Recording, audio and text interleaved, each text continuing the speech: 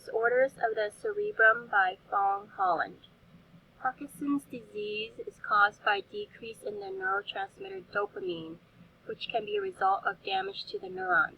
The decreased dopamine causes the basal nuclei to become more active, which causes skeletal muscle to have a general increase and continual tone or state of contraction.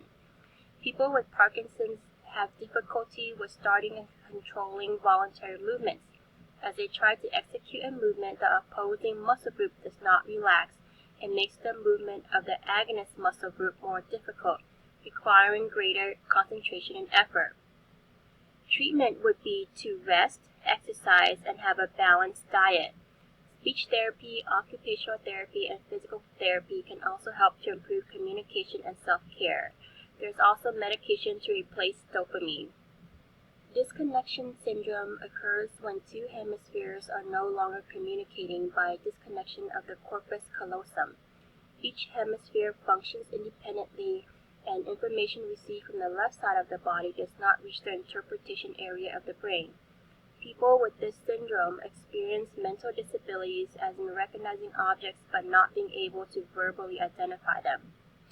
Fun fact: 2 years after surgical sectioning of the corpus callosum, the disabilities would disappear, and those born without a functioning corpus callosum do not have any problems with intellectual, sensory, or motor skills at all. Aphasia is a disorder affecting the ability to speak, read, and understand speech. Global aphasia occurs from major damage to the general interpretation area. It often occurs after a stroke or tumor that affects the speech and language area of the cortex. Treatment would be speech therapy. Fun fact: aphasia from edema or hemorrhage can recover function after months and years of rehab. Dyslexia is a disorder that results in difficulty in comprehending and using the written language. Developmental dyslexia occurs in about 15% of children. Their intellect may be normal or above normal, but they have problems with reading.